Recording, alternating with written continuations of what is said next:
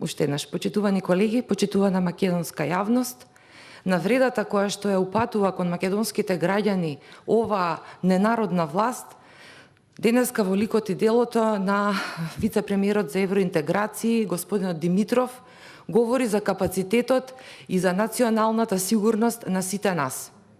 Ние како опозиција, но и како граѓани, како македонски народ пред се и над се, имаме право да се слушне нашиот глас. Не постои начин да објасните на луѓе кои што користат флоскули за евроинтеграции и за европска иднина на Република Македонија, што значи да се нема диалог, тоест отсуството и на представниците на владеачката гарнитура, но и отсуството на представниците на извршната власт е уште еден доказ дека оваа приказна за нив е веќе завршена, дека овие теми за нив не се точки на дневен ред. Зошто побарав да добијам процедурално збор председателя? Во Република Македонија е тема дали братот на премиерот Зоран Заев ќе добие легализација на марихуаната и дали оваа година и следната и таа по неа тие ќе инкасираат на своите приватни конта милиони, илјадници, илјади евра, додека прашањето за постоењето и обстојувањето на македонскиот народ, на македонската унитарна држава и на сите принципи кои што говорат за еден цивилизиран, национален, меѓународен поредок, се едноставно ставени адакта и не се тема за дискусија. Зошто е тоа така? Ова не е нов процес. Повторувам уште еднаш. Македонија како територија, уште од крајот на 19 век, го трпи овој удар. Минатиот пат кажав, ќе повторам уште еднаш. По Берлинскиот конгрес, со Балканските војни, Букурешкиот договор и уште еднаш ка сега. Ова ќе го преживееме. Но што не треба да преживее? Не треба да преживее лицемерната и нетактична политичка сцена во која да си политичар и да се представуваш како представник на народот, значи да одлучуваш кога Бугарија ќе биде непријател, а кога ќе ни биде пријател, па уште и ќе ни представува мајка. Сакам да ги повикам сите интелектуалци кои што се уште се потпишуваат и застануваат под знамето на Социјалдемократскиот сојуз, да се потсетат какви беа нивните ставови во врска со Бугарија и бугарските чувства изминативе 30 години. Колку академски кариери уништивте, колеги, бидејќи некои ви мирисаа на Бугарија. Колку трудови имате ставено адакта или ги имате фалсификувано, само за да докажете колку сте наклонети кон Белград, тоест кон Брисел.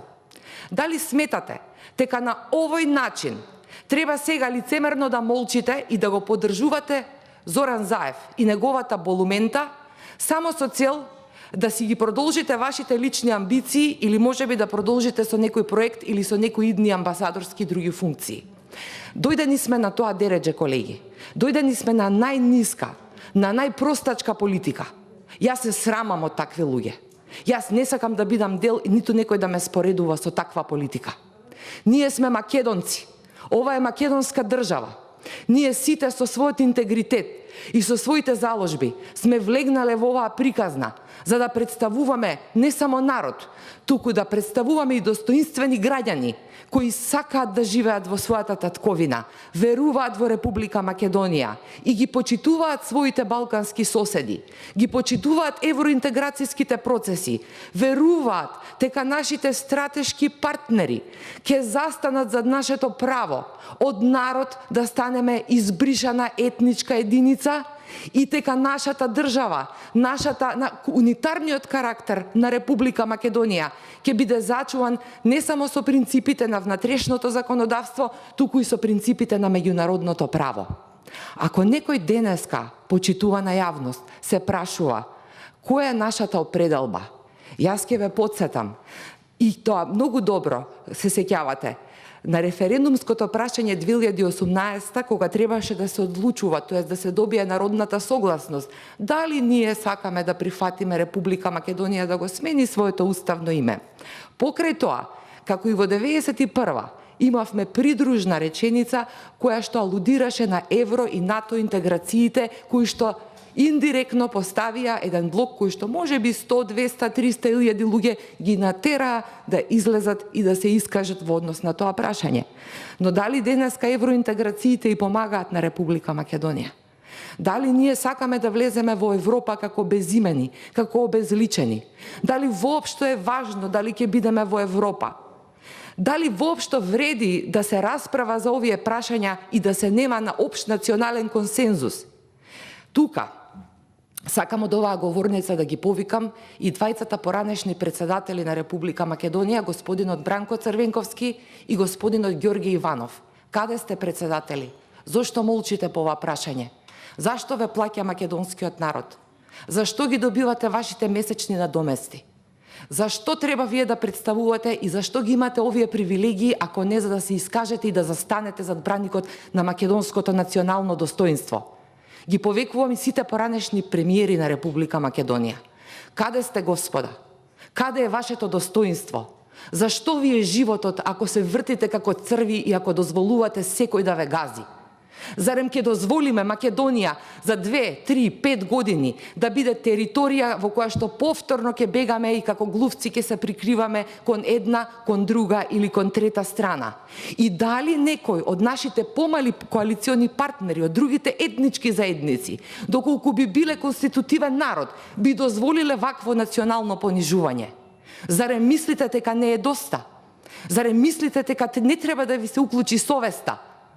Ние нема да дозволиме, но исто така треба целата македонска јавност да знае дека нашето мислење воопшто не е ни земено во предвид. Ценам дека господинот Стево Пендаровски треба подитно да го повика Советот за национална безбедност. Треба подитно да се седне и да се направи стратегија за сите клучни прашања кои што се однесуваат на иднината на Република Македонија. Ова не е шизофрена логика на опозицијата. Ова е историски пресврт во кој што се брише македонскиот народ, македонската унитарна држава и македонското национално достоинство. Замолувам и апелирам да се направат сите можни напори, па макар и повторно да дојдат од амбасадите. Почитувани екселенции, гласот на Македонија ве повикува за помош. Македонскиот народ и нашите деца ве молат, ве преколнуваат, не бришете. Имаме право да и обстоиме. Никому не сме направиле зло. Све допуштивме само за да можеме да бидеме дел од европското семејство. Дозволивме и премногу и оно што не се дозволува.